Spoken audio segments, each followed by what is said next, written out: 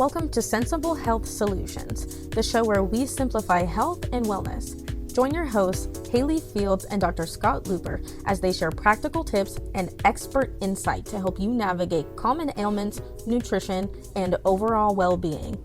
Tune in for straightforward advice that empowers you to live a healthier life.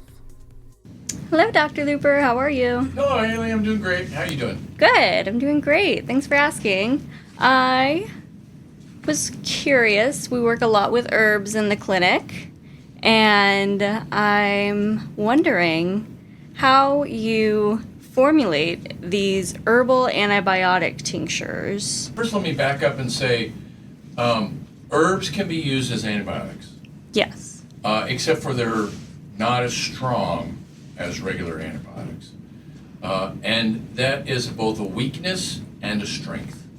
It makes it better for people and it makes it worse for people depending on what the situation is. Why would it make it better for people for them not to be as strong? Because we don't want to eradicate bacteria from the human body.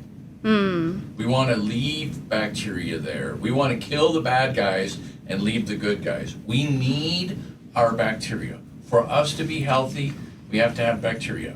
If we were to send people to space, to live in space, you would have to send the bacteria with them. Right. You know, you think, whoa, we have a fabulous opportunity to finally get rid of bacterial illness and eradicate bacteria from the human body. We sterilize people inside and out, put them in space capsules, send them to space. They're never going to get another cold again the rest of their life. It'll be fabulous. No, they will die. Because they have to have a little bit of the bad bacteria to cohabitate with the good bacteria, to make the good bacteria flourish? We need the good bacteria for our bodies to function correctly. We need the bacteria. Otherwise, our bodies don't work right. Right. We're evolved to coexist with bacteria. Without them, we cannot be healthy, we cannot live well. We need to not think about bacteria as the enemy, but bacteria as our friends. Think about this. In a balanced way. Plants. There are weeds and there are food, right? So there's the good guys and there's the bad guys. Yeah. So we don't want to eradicate plants from the planet Earth. No. Finally, we'll be done with weeds. We're getting rid of all the plants. No, we want to keep some because they're helpful with Yeah, us. but they also help to pollinate the good plants. We want to think about organisms in the way that a gardener thinks about plants. Sure. We want to be stewards of our bacteria. Okay. We want to encourage our bacteria. We want to get them healthier than they would be otherwise. Not just avoid killing them with antibiotics. By feeding them nutrient-dense foods and creating an environment in which they can flourish. Yep, just like that. So both inside and out.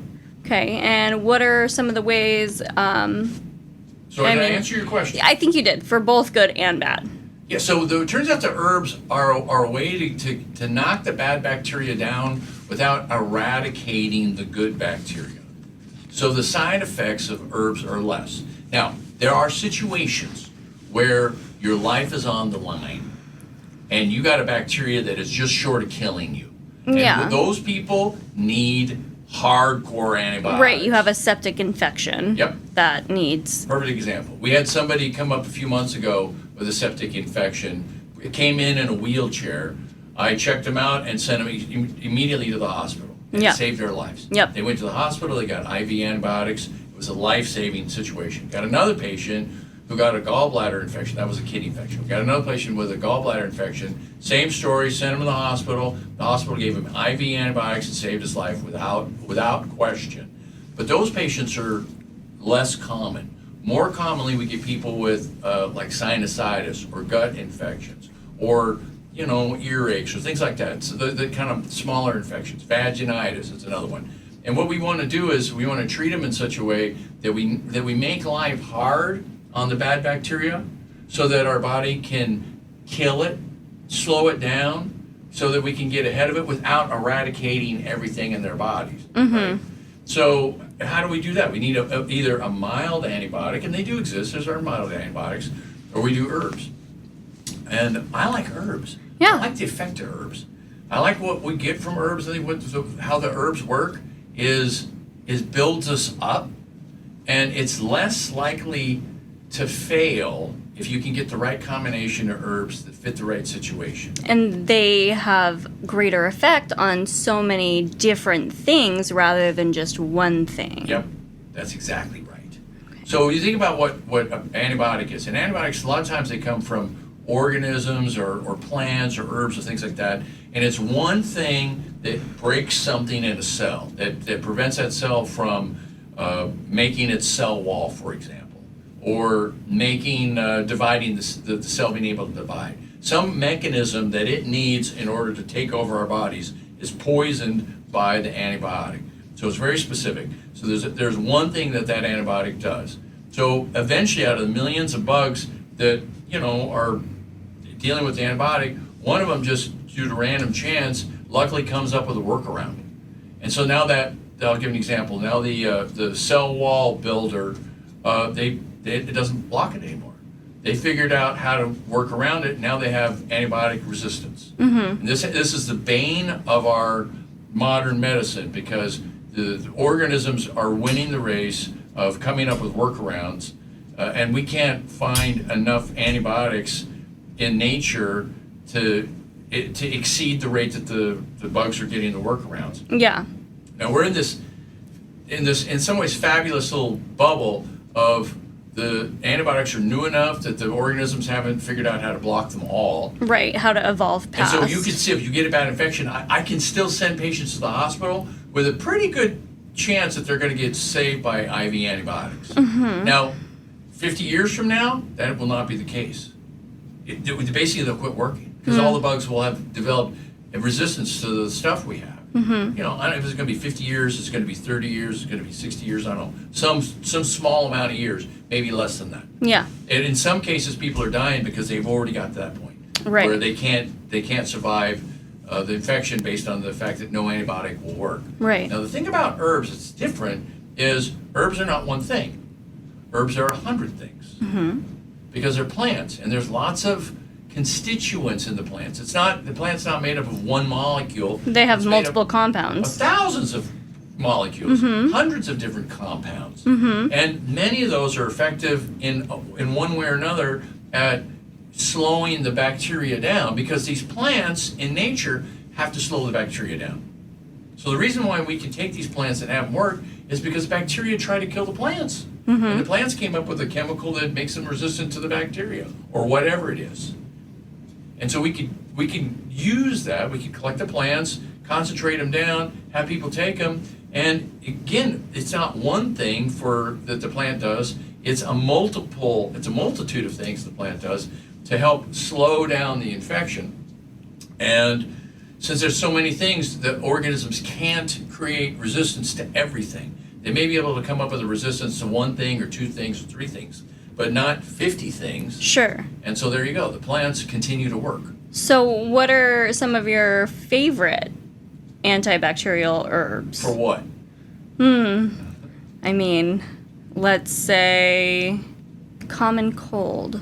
So common cold is different. Common cold is not a bacterial infection. Okay. That's a virus. Okay, so there are different herbs that work for viral infections versus bacterial infections. Well, we could talk about viruses too.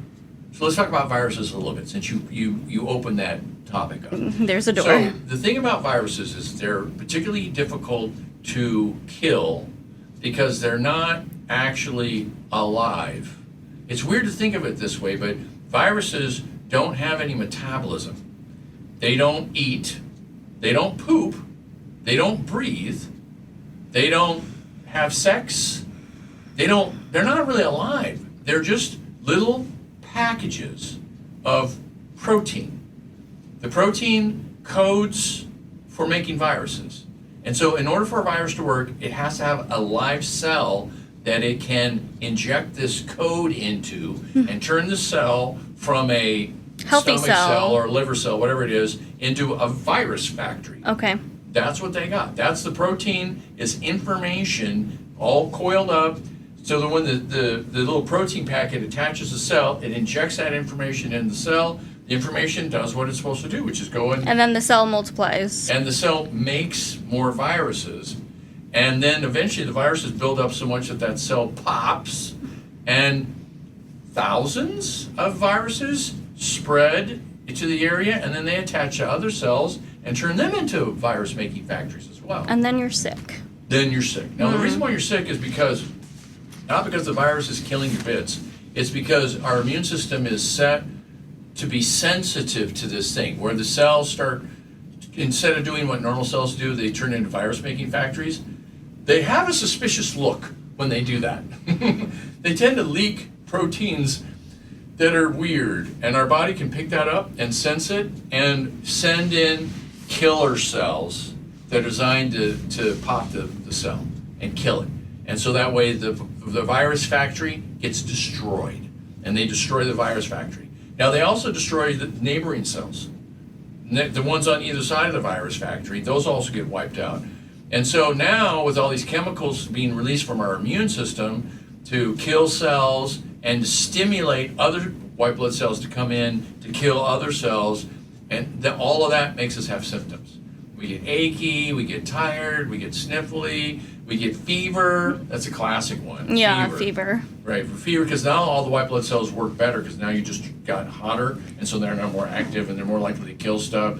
And it can get so bad that it can become a runaway train of symptoms, and that's what killed people who had COVID. Right. The trick with COVID, or the problem with COVID, is that COVID caused an exaggerated immune response, and so the immune system just went off the rails and then just did everything all at once, and we can't live when everything all at once is happening. It wrecks us.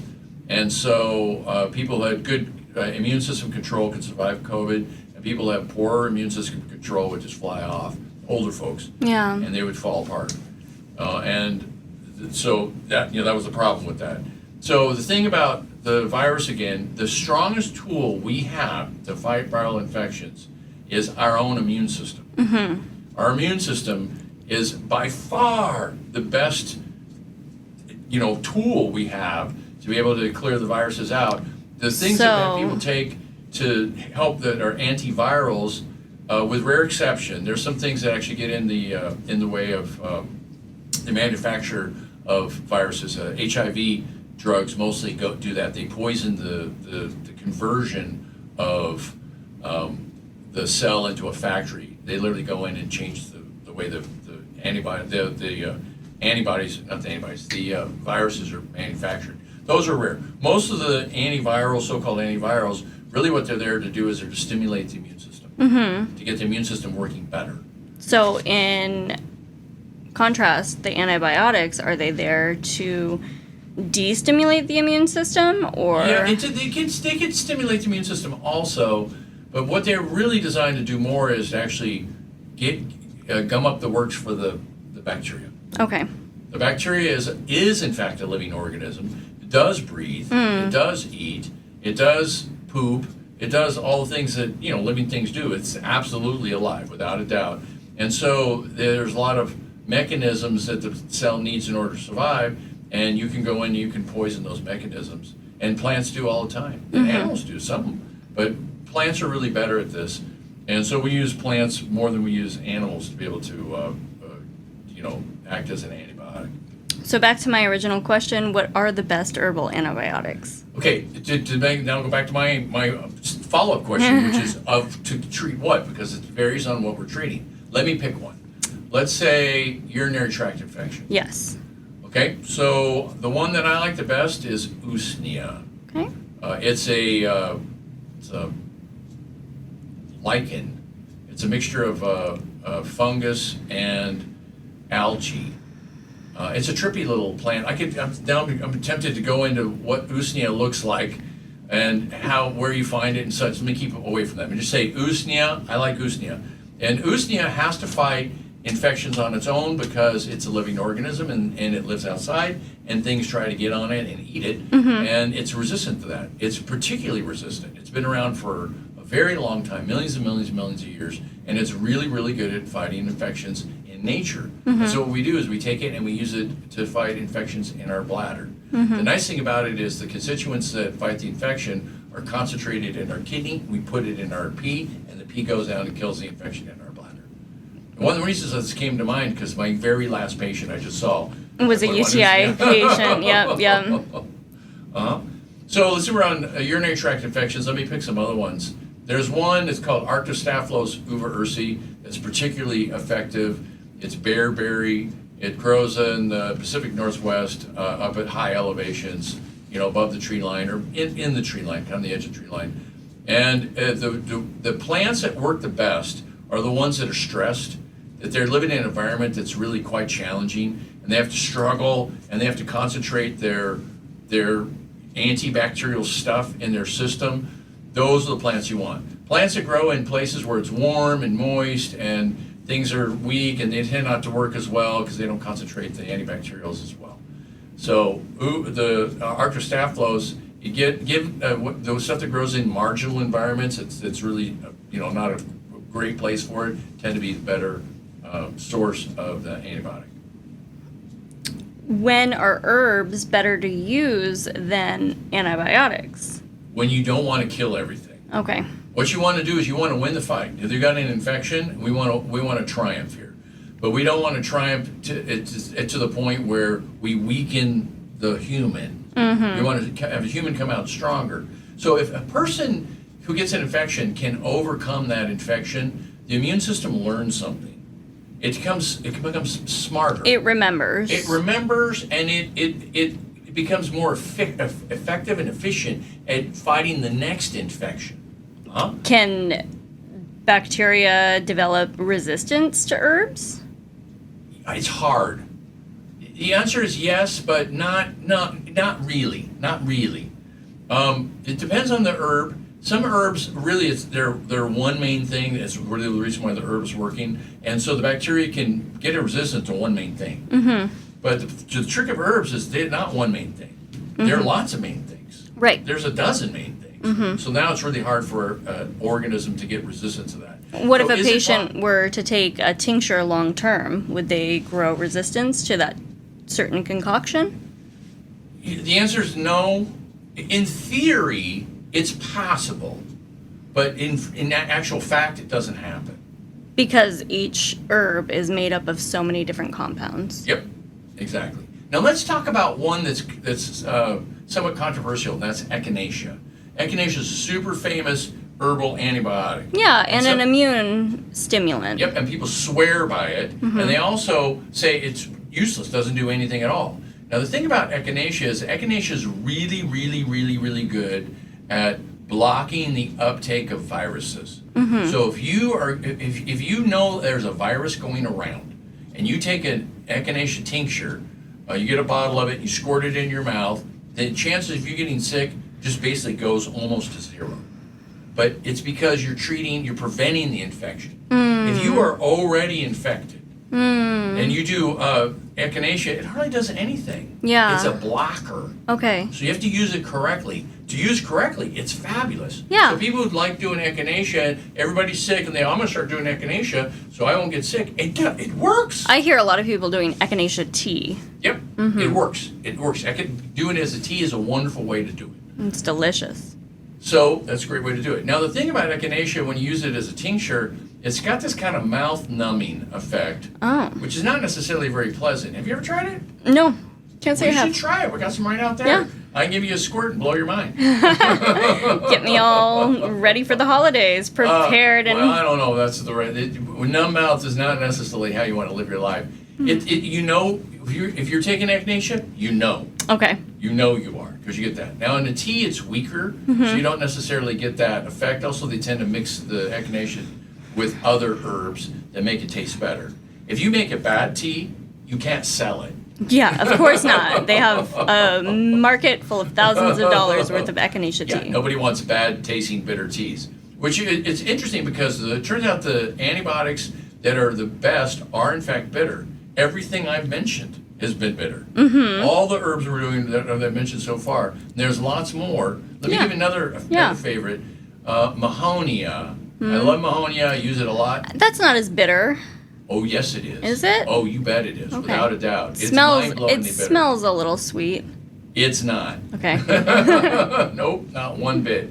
It's nasty, nasty, nasty in terms of bitter. Though it works really, really well. I like that. And it has many characteristics that are beneficial. We not only use it as an antibiotic, we also use it to balance people's blood sugars. Because Mahonia works about as well as metformin as a drug. Yeah. So, I mean, it's nice for blood sugars. And the effect lasts longer. Metformin, again, is one thing, it does one thing, and then your body gets a resistance to that one thing it does. Whereas Mahonia is 100 things. And so it doesn't do just one thing. It does all these things. So the body has a lot harder time getting resistance to the effect of it, the beneficial effect to it. So there's that. You got any specific infections you want to talk about? Oh, we covered UTI. What about bronchitis? Bronchitis is a very good question because that one can turn into pneumonia. Yeah. And easily get killed. Yeah. So what I recommend is let's slow down on this one a little bit. First of all, you got to figure out how sick you are. If you are very sick, if you have pneumonia, you need to go to the hospital. You need to go to the emergency room. You need to go to urgent care. And you need get an on antibiotics for sure. The chance of you dying is going up. So I'm not because against there's antibiotics fluid at building in the all. lungs at that point. Completely for antibiotics. I think they're a fabulous invention. They do have side effects to them. We got to be smart about how we use them, but in the right situation, you absolutely want to have an antibiotic. But bronchitis is not necessarily that situation. A lot of times people get a cold, they get postnasal drip, it drips down in their lungs, they get a little congestion. It's not full blown, but it's going on, right? You get tracheitis, you get bronchitis. And so what you want to do is take something that'll get the mucus up and out, that'll knock the bacterial growth down, and do something that's soothing to your lungs. So Mahonia, again, is one of my favorites. And verbascum is a lovely, soothing, gentle, get your cough, loosen up your lungs so that the stuff you want to cough comes out. It's also known as mullein. That's a common name for it. Grows in the Northwest. There's another one called tussilago. The common name is colt's foot. It's similar. I like the verbascum, works a little bit better than the colt's foot, but a lot of times I put them together. The sundew, which is an interesting plant because it's got sticky leaves that capture bugs. Sundew can be used to treat bronchitis as well. Grindelia is another one that I use to treat bronchitis. There's a bunch of them. But some combination of 4 or 5 of those together, and it works beautifully. It really does. It's fabulous. Now, there's another thing. If the infection is really bad, it is a serious infection, then there's another concoction that I came up with that works. This one, let me tell you how I came up with it and why I came up with it first.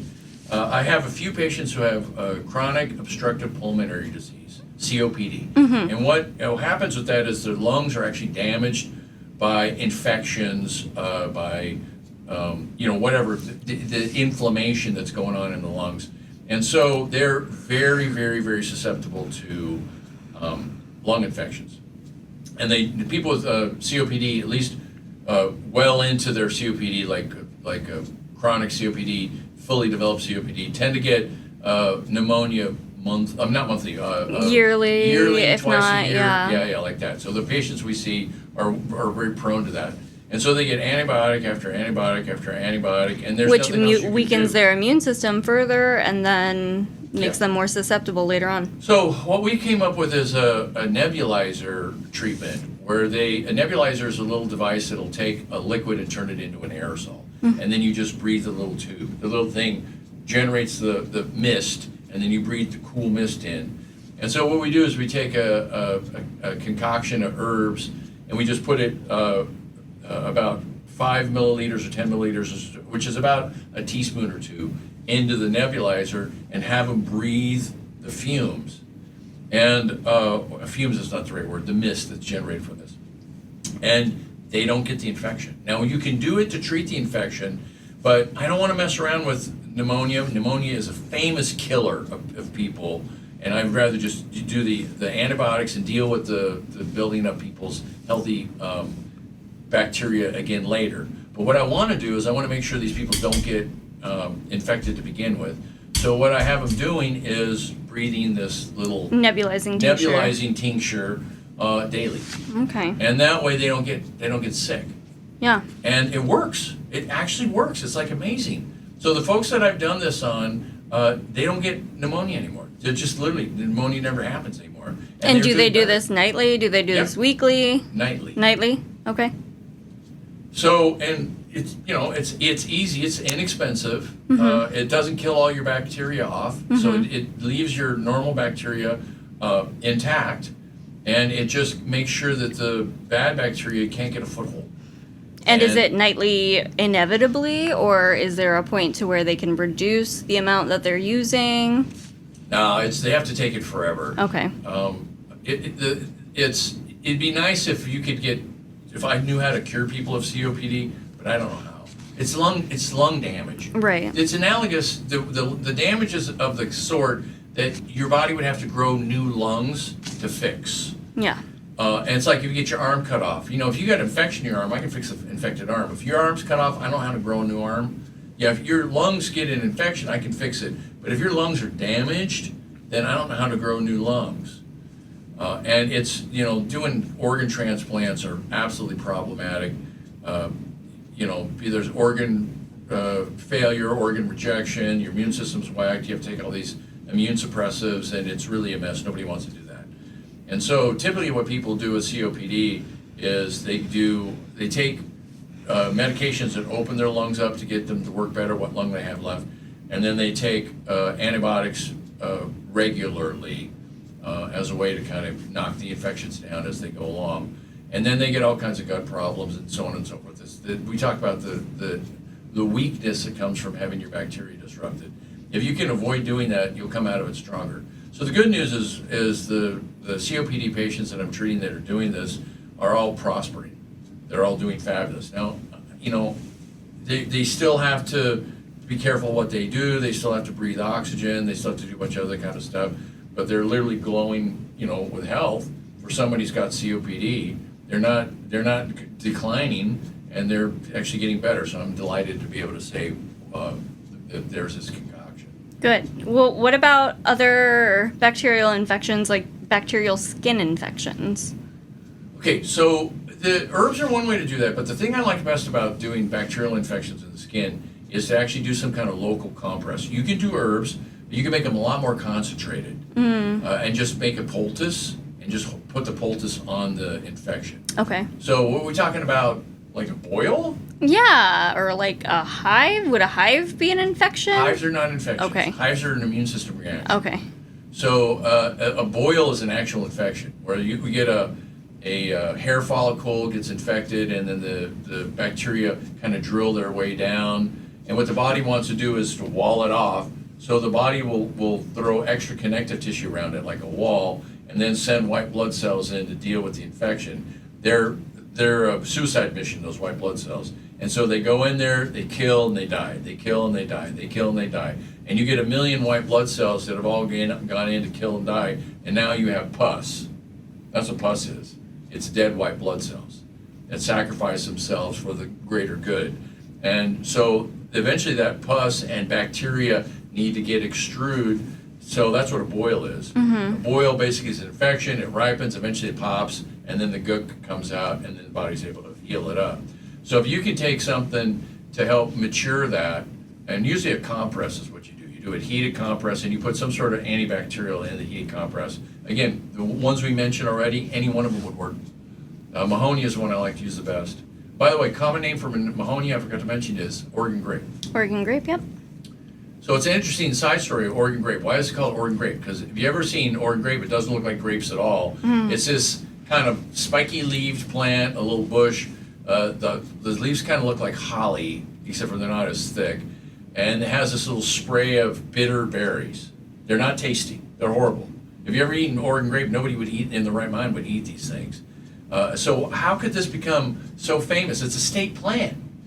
You know, it's like the revered plant in Oregon. The reason why is real straightforward. Is first of all, it grows everywhere, and then you can take the berries, strip them off, throw them in a bucket or a vat, you know, whatever, a keg, something like that, and they'll ferment. Oh. And they'll make booze. Oh. And so, for very little money, You can make your own hooch. Yeah. And back then, Pioneer Days, that's exactly what they did. That's they said, what they did. I like this plant here. I vote Oregon grape to be our state plant, right?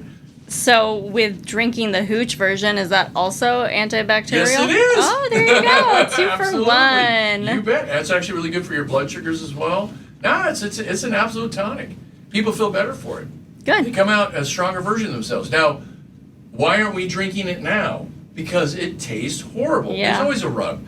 It kind of goes on. The healthier it is for you, the worse it tastes. Yeah, there is that. Well, Dr. Luper, we're out of time, but I'm sure we can go into this another episode another time. Excellent. Wonderful. Thank you. Thanks, Haley. Thanks for tuning in to another episode of Sensible Health Solutions. We hope you found today's discussion enlightening and packed with practical tips to enhance your wellness journey. Remember, small changes can lead to big results. If you enjoyed the episode, don't forget to subscribe and leave us a review on your favorite podcast platform.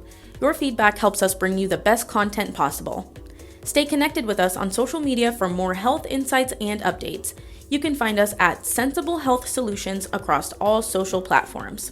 Until next time, stay sensible and stay healthy.